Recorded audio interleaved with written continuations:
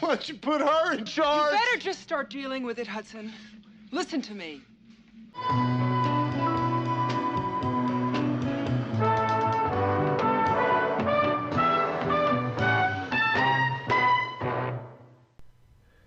Welcome back to Disney Marvels for week of April 7th, 2019. This is episode 40. Disney Marvels, the show about Disney, Marvel, Lucas, Muppets, the parks, and much, much more. If it has to do with Disney, it's fair game. I'm your host, Matthew Graken. And just a reminder, if you're planning your trips to Disneyland or Disney World, Disney Cruise, or whatever you have in mind, make sure you contact Destinations with Character Travel.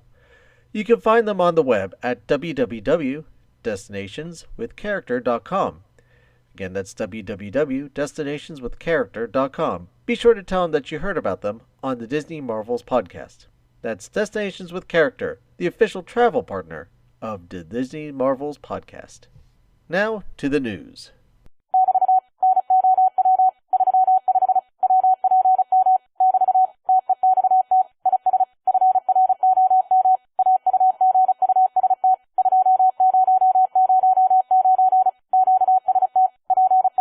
Congratulations to the cast and crew of Marvel Studios' Captain Marvel for reaching the $1 billion club.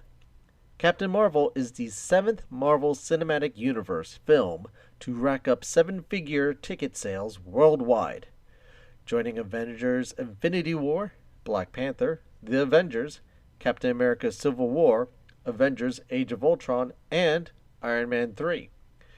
And for only the second movie with a female director, the other being Frozen, and the first live action with a female leading role. Yes, that means it beats out all those other woman superhero movies, especially ones that just came out recently, who shall remain nameless.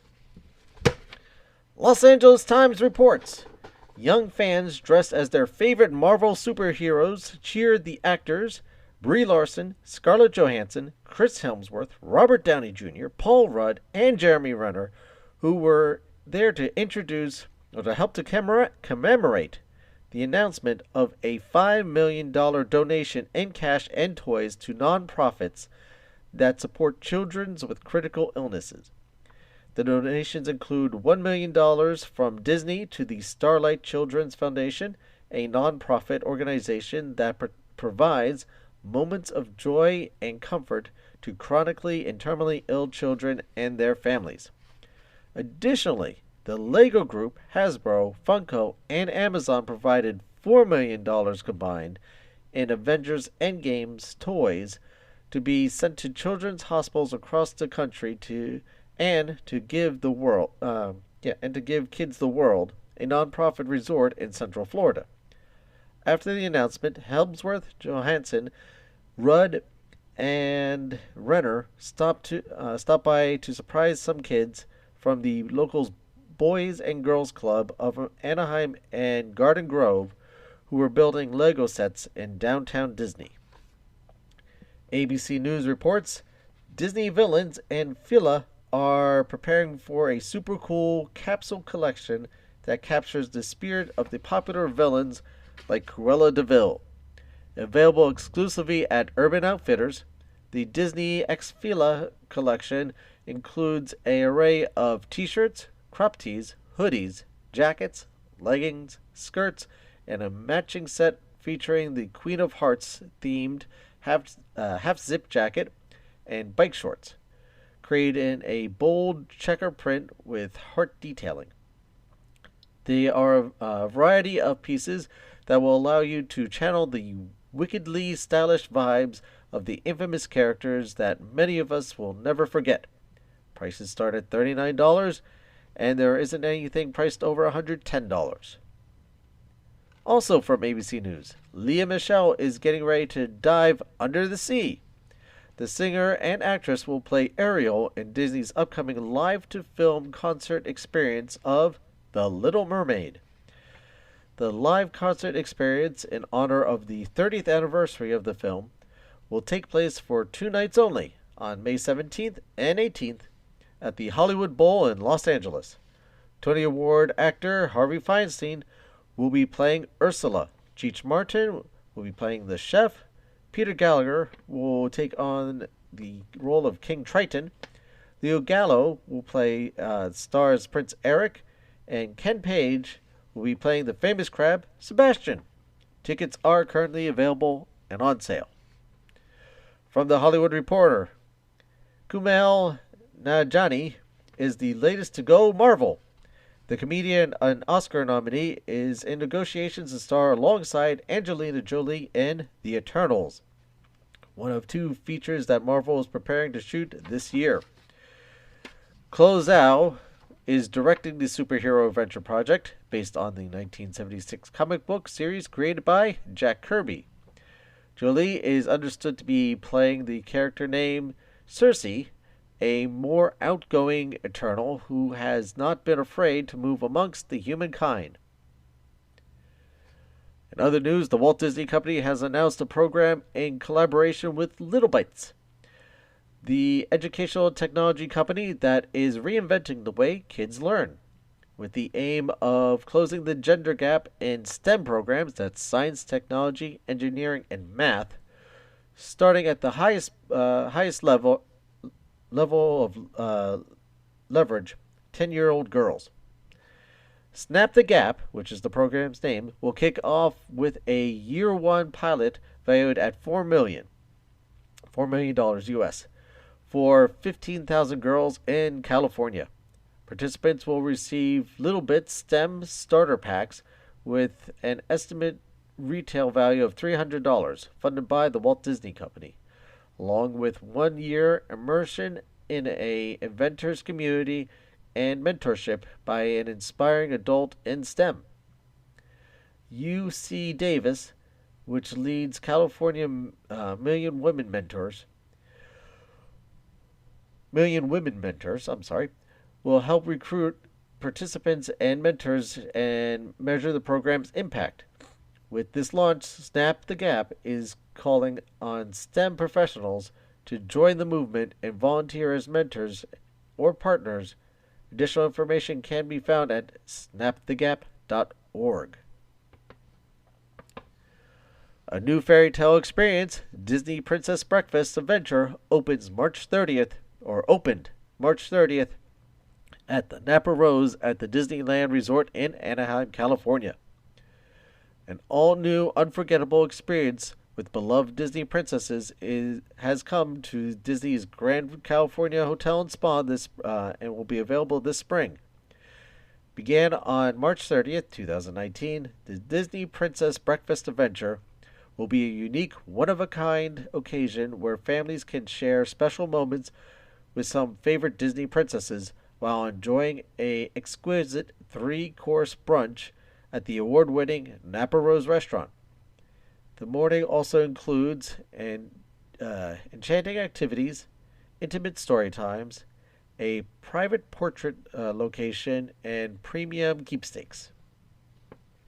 The experience is offered 8 a.m. to noon, Thursdays through Sundays, in the elegant surroundings of Napa Rose restaurant, where guests are welcome into an unforgettable gathering and charming new storytelling experiences. During the breakfast, Disney princesses such as Belle, Tiana, Ariel, Jasmine, and others arrive to greet guests and make memories with friends and families. On the other side of the U.S., at Lake Buena Vista, Florida, from the music of Main Street, USA, at Disneyland Park to the soundtracks of Future World at Epcot, Disney parks are filled with amazing music that guests can enjoy by listening to Apple Music playlist in the Play Disney Park mobile app. Now available on Apple devices and now available on Android devices, with playlists specially created by Disney on Apple Music and featured in the Play Disney Parks app. Guests can listen to fan favorite songs from beloved lands, attractions, characters, and more whether at home, on the way to, or in the middle of their visit. More than 35 unique playlists available. there is something for everyone. Users can download the Play Disney Park app through either the Apple Store or the App Store or the Google Play to enjoy on Apple or Android devices. New Apple Music users are able to sign up for a free 3-day or 3-month trial, while current Apple Music subscribers can add their favorite Play Disney Park playlist to their library today. Staying in Florida, Bo Peep will be added to the meet and greet lineup in Toy Story Land in the Hollywood Studios. The Toy Story 4 rendition of Bo will be available for pictures. The Orlando Sentinel is reporting that Virgin Trains plans to build a station at the Walt Disney World Resort as it begins working on the rail link from South Florida to Central Florida. The service would also include a station at the Orlando International Airport, which could see a rail service from Miami to Orlando, and vice versa, and to the theme parks. The expected time frame is 30 to 36 months before we see those available. Tickets are now on sale for 2019 Mickey's Very Merry Christmas Party at the Walt Disney World Resort. Located in the animation courtyard, Sophia will have her last day at the park on Saturday, April 13th, 2019. The area will be then reconfigured for the upcoming Fancy Nancy meet and greet set to open in May of 2019.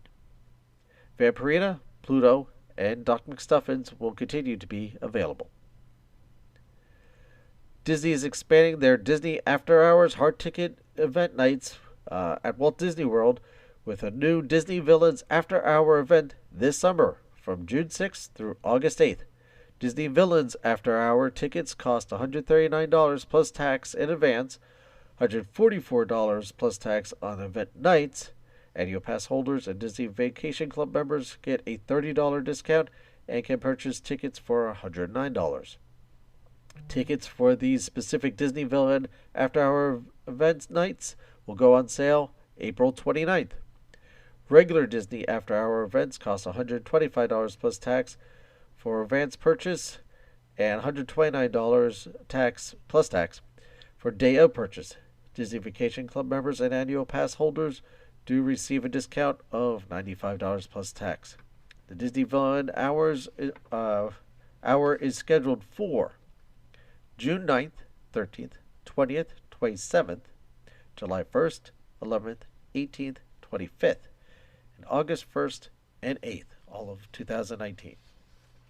In addition to the usual after-hour limited guest numbers, complimentary snacks, and access to most attractions will be going on. There will also be additional offerings including Hades and Meg from Hercules will set the castle stage ablaze in an all-new stage show, Villains Unite in the Night, which will also feature appearances by Jafar, the Queen, Dr. Felicier, and Maleficent. Maleficent the Dragon will be let loose for the first time at night, breathing fire as she creeps through the park as a one-of-a-kind experience for party guests. This is the Maleficent Dragon from the afternoon parade. Villain-inspired additions at Pirates of the Caribbean and Space Mountain. A variety of special foods and beverages offering will also be available for purchase, including desserts, drinks, and dishes inspired by the Queen, Cruella de Vil, Maleficent, Hades, Dr. Felicier, and even Emperor Zurg. Event attendees can also purchase new logo merchandise as well as items for a curated collection of the best Disney villain merchandise available.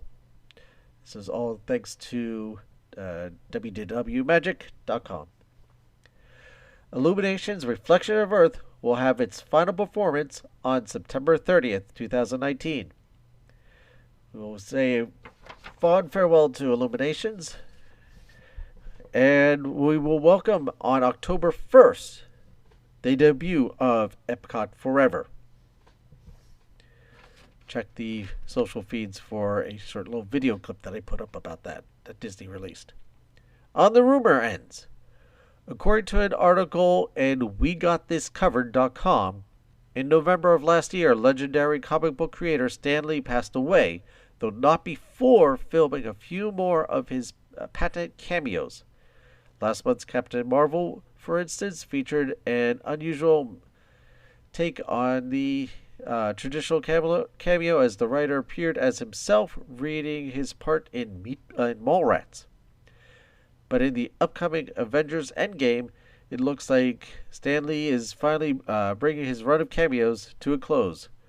Co-director Joe Russo hinted as such while attending a fan event in India earlier this month. And in a recent interview with comicbook.com, the filmmaker confirmed that Endgame will serve as Lee's last cinematic outing. The upcoming X-Men Dark Phoenix won't have any cameos from Lee, according to director Simon Kinberg, and said that the film will contain some kind of tribute to the man. And seeing how the wall crawler is Stan Lee's most famous creation, do not be surprised if somewhere in this summer's Spider-Man solo movie, there are some references to Stan Lee as well in Spider-Man Far From Home. Now, for a break. And now, on with the show.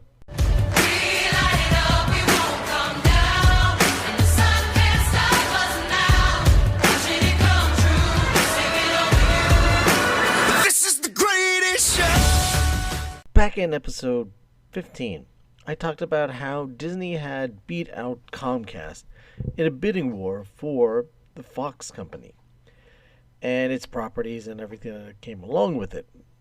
Well, most of it. And that was in August. Now, here it is April, the next year, and most of the Fox family has now donned their mouse ears and become what is an even larger Disney family of companies. And Disney handed over $71 billion to the new Fox company and Richard Murdoch and all of them. Joining the family officially now is Fox Films, the TV studios, National Geographic, Indian TV giant Star India, Blue Sky Animation.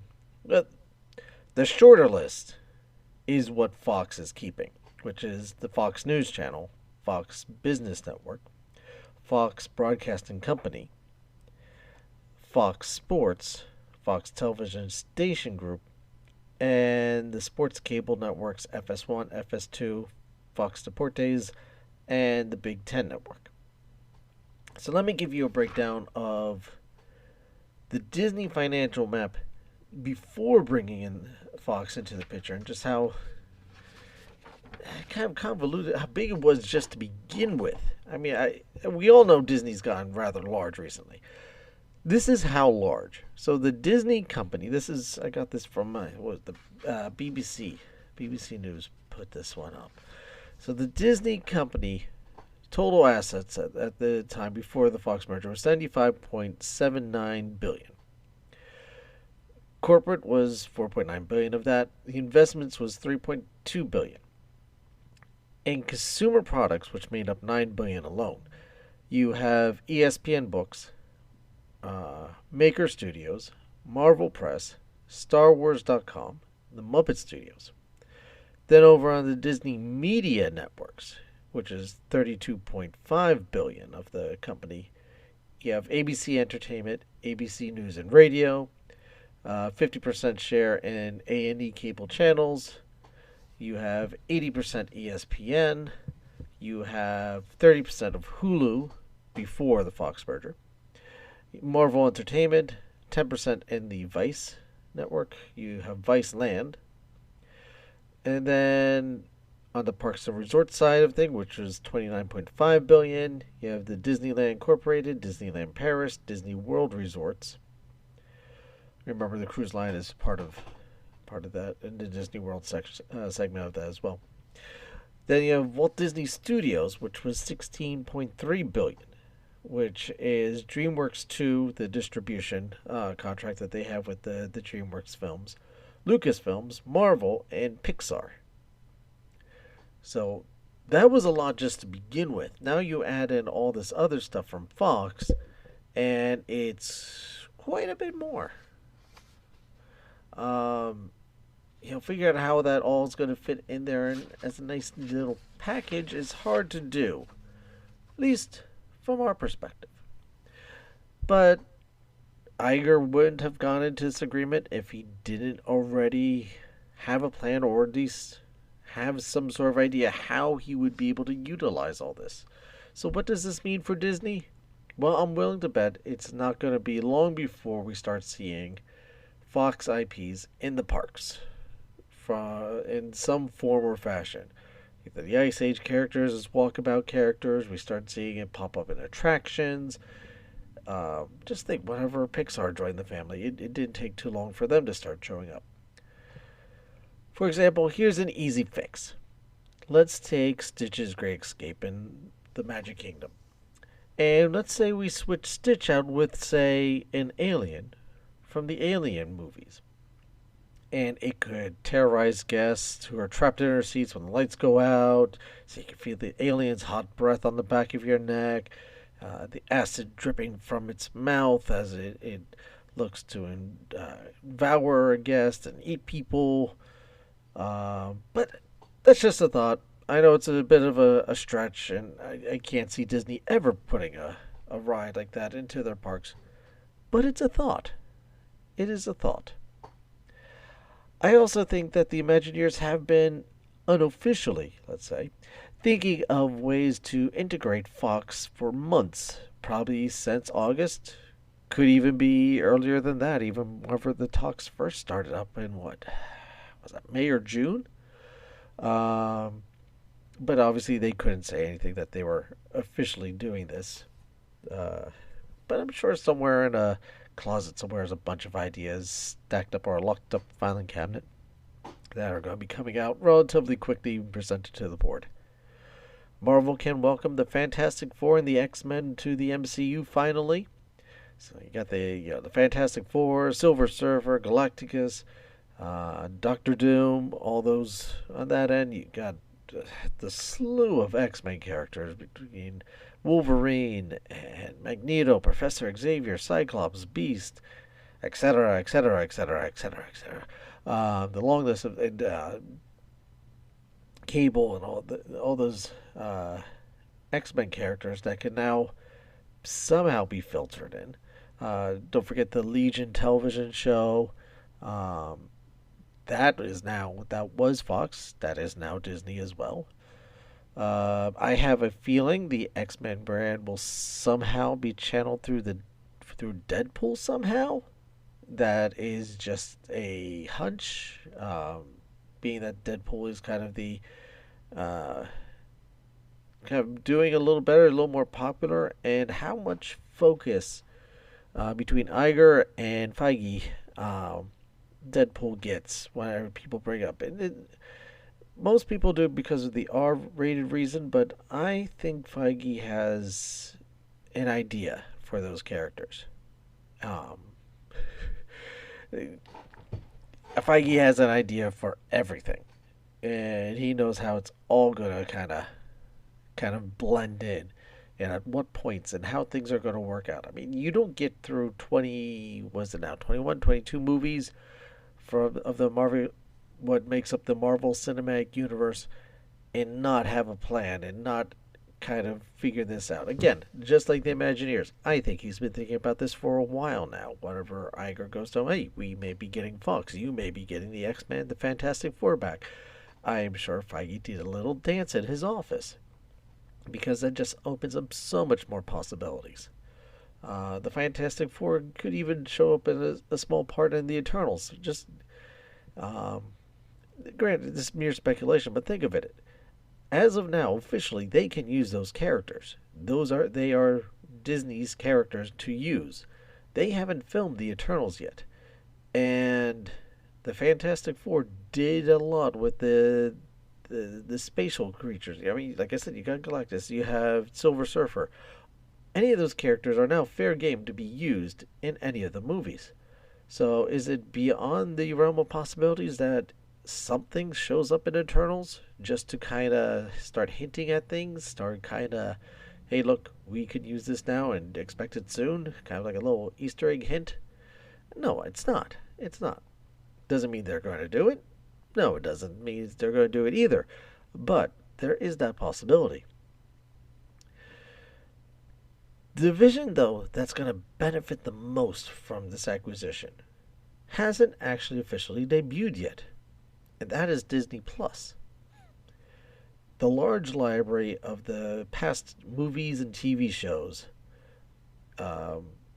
is just immense. Just think about it. Fox Studios has been around since 1935. There's a lot of stuff to go through. But I'm sure most people are thinking, hey, not all Fox things are necessarily family friendly, fit the Disney family friendly image. Again, Deadpool, the Aliens movies, etc. Well, that's where Disney's majority sharehold in Hulu comes in. The word on the street is that this is where the more adult geared stuff, shows like The Americans, will end up. Not on Disney Plus. Disney Plus will stick to like a PG 13 rating, somewhere around that. They have an idea. Basically, the level that all the Marvel movies are and down. Anything above that, they are going to supposedly stick on the Hulu brand and kind of keep a little bit of a buffer that way. So does that mean necessarily having to subscribe to two Disney streaming services at this point?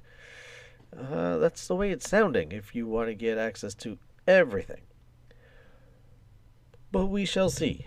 We shall see. Feige and Iger, particularly Feige, has said he does not see anything wrong with doing a R-rated Marvel movie. Keeping that in mind for the Black Widow movie coming out. Is that kind of hinting towards that? Are they going to not censor Natasha Romanoff's past so much, or her unique styles of persuasion, or who knows what, when it comes to that movie? Because granted, we don't know what that movie is. I don't think they've fully even written out the full movie yet. It hasn't started filming yet, so everything's still up in the air until the movie is filmed, cut, edited, and shipped out to the theaters and is playing. The movie could change.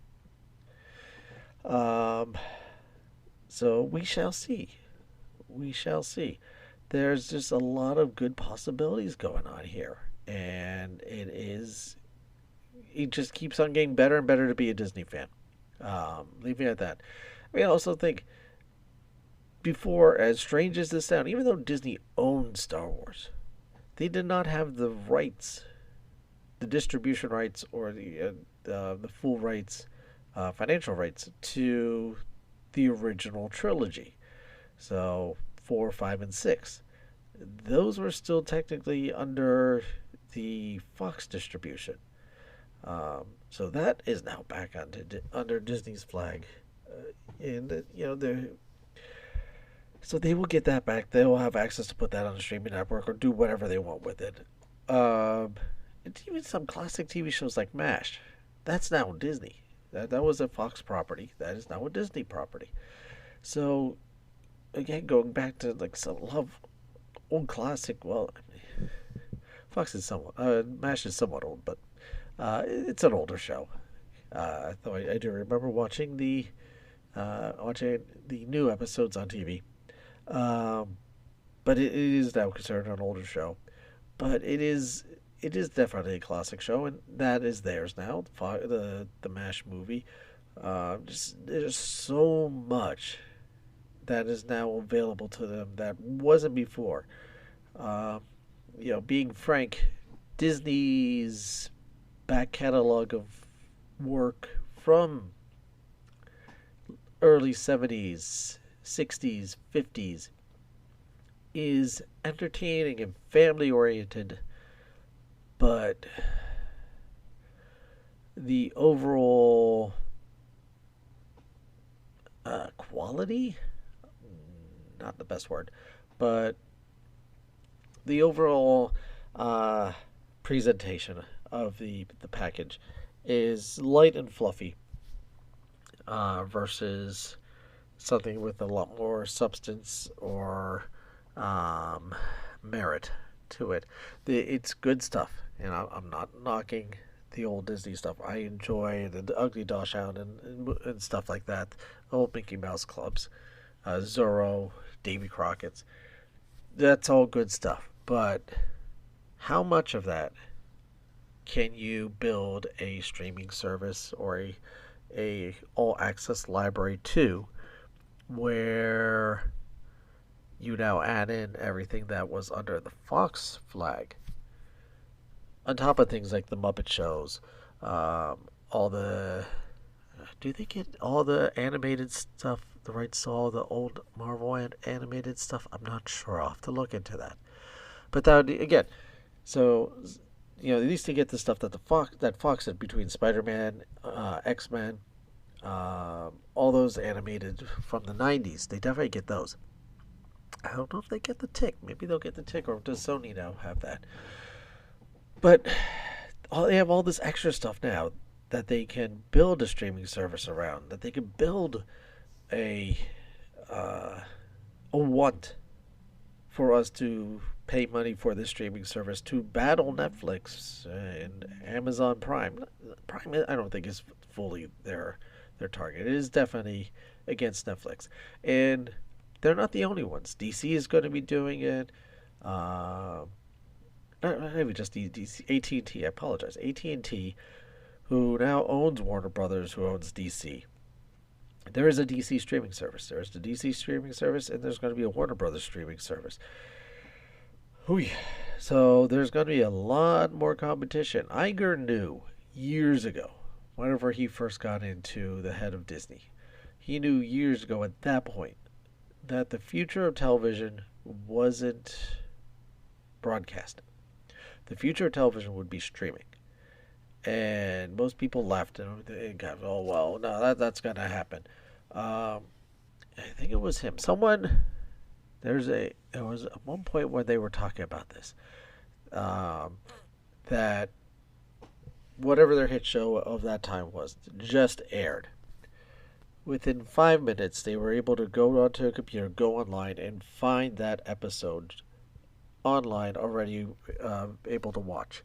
And that kind of solidified Iger's point of, we need to be on top of this. We need to get this stuff out ahead of time. Streaming is the future of television. And if we make things available almost instantaneously. And there's one point that he wanted to release movies in the theater on demand, and you could buy at a kiosk a Blu-ray or DVD, whatever the technology is at that time, version of the movie as soon as you watch the movie in the theater.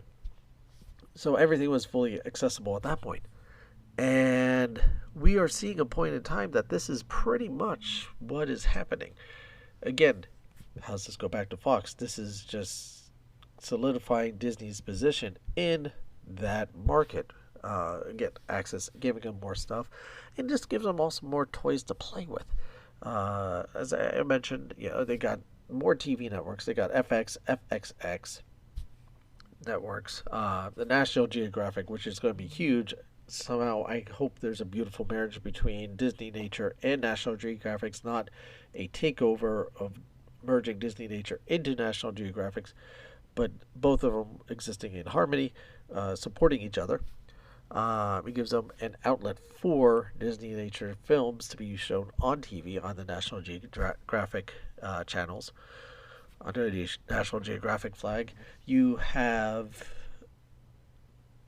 like I said, all the IP properties that they could do stuff with.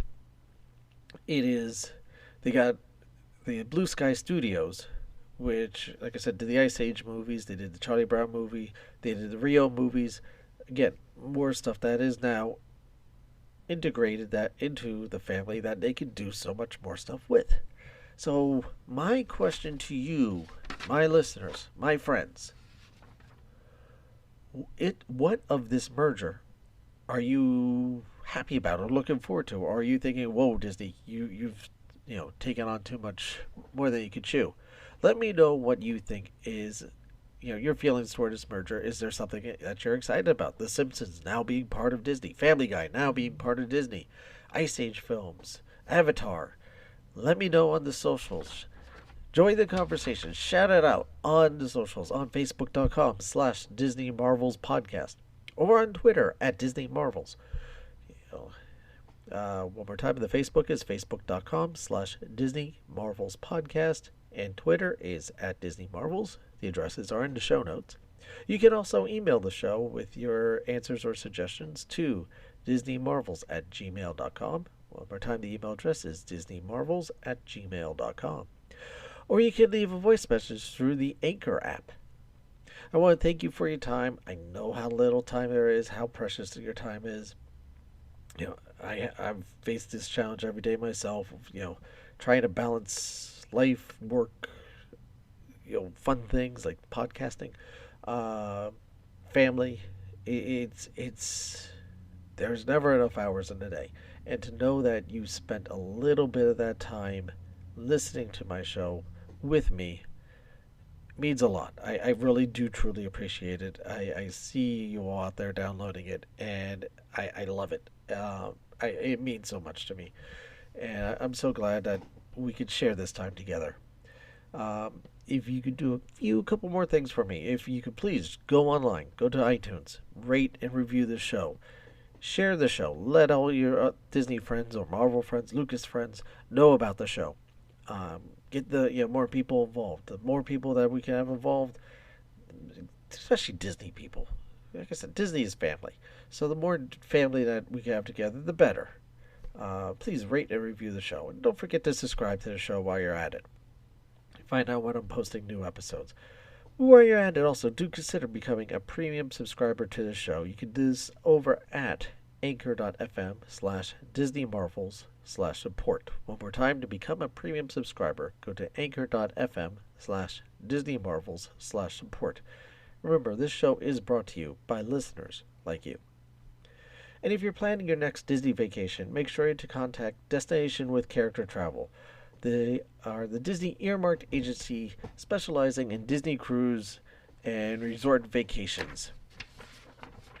With over 50 years of experience in the traveling worldwide, and a family of consultants located around the U.S. trained to give you the best prices and service possible, they have the tools needed to make the difference for you. Find out that they can take the stress and hassle out of your vacation so you can enjoy yourself. All you need to do is contact them and let the magic begin. Their website is www.destinationswithcharacters.com. Again, the website is www.destinationswithcharacter.com, or the email address that you could contact them is info@destinationswithcharacter.com. One more time, the email address is info@destinationswithcharacter.com, and be sure to tell them that you heard about it, their services on the Disney Marvel Podcast. Whatever you're facing out there, whatever challenges, whatever strifes are bogging you down or weighing against you, don't give up. Never give up. Look deep within yourself. Find the strength that you need to overcome it. Be your own hero. Never give up. Never get in. The strength is within inside of you. It may be deep, it may be hidden, but you can achieve great things. Never doubt that. I'd like to end this show with a quote from Walt Disney. It is, "Recently, someone pointed out that in the past 10 years, we have produced 52 featured-length motion pictures, exactly twice the 26 features we made in our first 3 decades. Since this day in 1923, when Roy and I went into business making cartoons. Those who have followed our progress know that this figure is typical of what our imaginative staff has accomplished in recent years, in all areas of our company. The success of Mary Poppins and our other films, the worldwide attraction of Disneyland Park, the impact of our colored programming on network television, and the popularity of our 4 shows at the New York's World Fair. These things give us confidence that what we do continues to have strong appeal and acceptance to the public. Again, that's by Walt Disney. Thank you again for listening, and I'll see you next time. Sir, you're not allowed to be on the carousel. Well, and maybe you shouldn't have named it such a fun word.